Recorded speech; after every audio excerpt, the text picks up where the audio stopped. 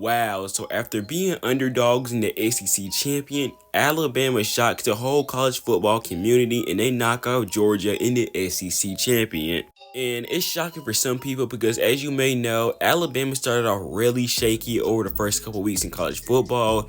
Their offense just wasn't as, dynamic as it is now, and they were having a clear bit of problems. As you probably still know, this is still far from the best Alabama team that they were over the last couple years, but they're still a pretty good team. They still have talent, and that's all that matters. They came in the SEC champion in a game where they were clear underdogs, and they knocked out the #1 team in the country, Georgia, a team that has been the best college football program over the last couple years. Despite that, Alabama came in there and took care of business. And one guy who was responsible for all of this is Alabama quarterback Jalen Milroe, and I don't think anybody would have thought of this a couple months ago. As you all may remember, there were a lot of questions around Jalen Milroe on who exactly was going to be starting quarterback for the Alabama Crimson side. They were switching around quarterbacks multiple times, and nobody knew exactly who the quarterback was going to be. But I think now there's a clear sign that Jalen Milroe is the quarterback, and that's probably not going to change anytime soon. The redemption story he's had over the last couple weeks in college football is really a sight to see. And in this video, we're going to be looking at Jalen Milroe and how he got to this point and where exactly the redemption story started. But before we go deeper into that story, let's look at Jalen Milroe more in depth for a minute. Milroe was a 4-star recruit coming out of high school. He was ranked 109th in the nation, and he was a 14th quarterback overall. As a junior at Tompkins High School in Katy, Texas, he threw for over 2,000 yards, 29 touchdowns, while also rushing for an additional 8 touchdowns and 378 yards as well. In total, during his college career, he would pass for over 3,000 yards, 559 rushing yards, and 53 total touchdowns, while also leading him to 30 wins in 3 seasons. Obviously, as a 4-star recruit, Milroe drew multiple offers from multiple D1 schools, such as Texas, which is going to be ironic later on in the video, Florida, Florida State, Miami, Oregon, Virginia Tech, Virginia, and then eventually Alabama. Originally, Milroe did commit to the University of Texas. However, later on, he would decommit from Texas and he would commit to the University of Alabama. Milroe would not do much in his freshman year, as he did a redshirt that year as he backed up Bryce Young.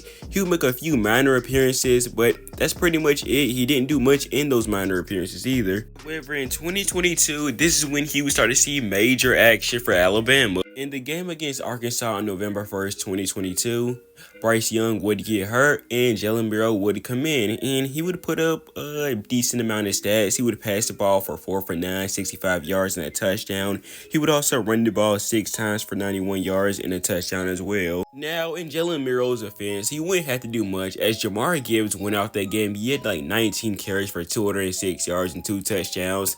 And then Bryce Young did put up some numbers before he got hurt too, so Jalen Milroe was basically just coming in to finish the game out, honestly.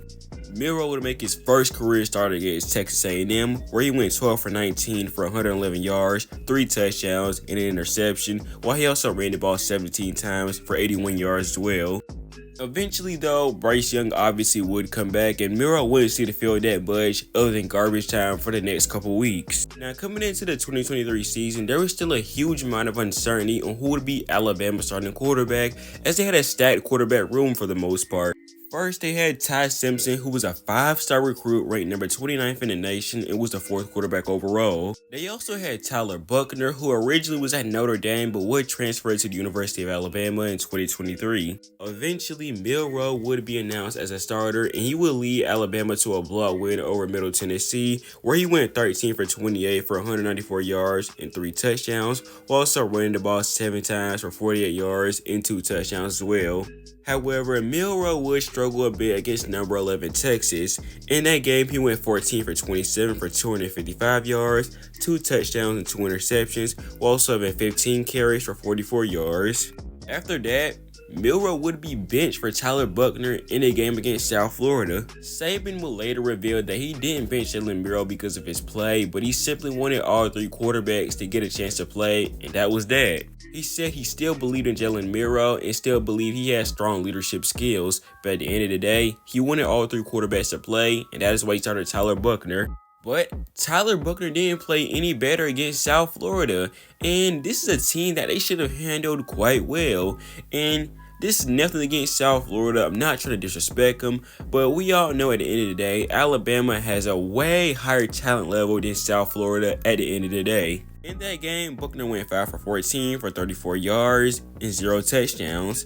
Ty Simpson would come in later, go 5 for 9 and 73 yards.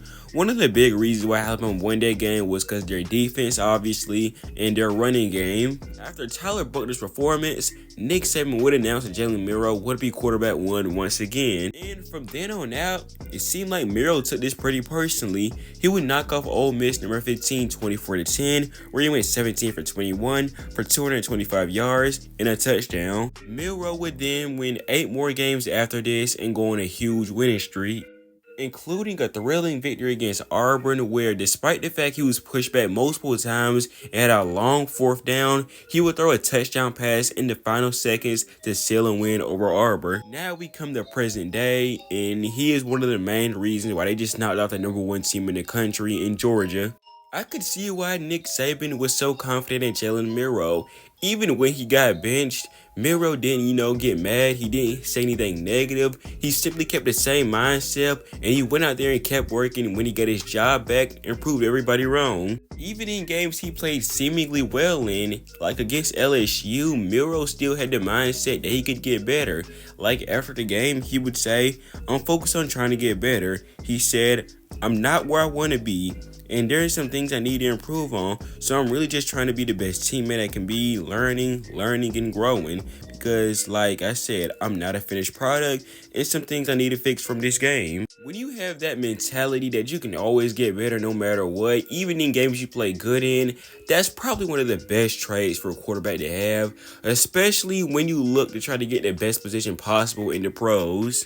Milroe has proved everybody wrong who wrote him off too quickly, and he's looking like I said, one of the best quarterbacks in college football as of this point. In all likelihood, I think Milroe will stay back another year, unless I'm wrong, and he will enter the 2025 NFL draft. So he has 2 things he could possibly do into the 2024 college football season. Number 1, he now has a chance to be the Heisman favorite going into next year, and number 2, he has a chance to establish himself as one of the best quarterbacks in the 2025 draft class if he does decide to stay. Milroe's redemption story is really a sight to see, because it's not too often nowadays you see a quarterback get benched and he decides to come back and play with a whole new type of mentality and level. That's exactly what Jalen Milroe did. But that's a wrap for this video. Make sure if you haven't yet, go ahead and subscribe to my channel and tap the bell icon for future football content. We're on the road to 1K. We're close to 900 too. So hopefully we can get that as soon as possible. It's going to be a long road, but we can get there. I'm sure of it. Also, follow me on all my social medias down below in the description. Instagram, Twitter, TikTok. All that'll be down below in the description. And that's a wrap for this video. Peace out.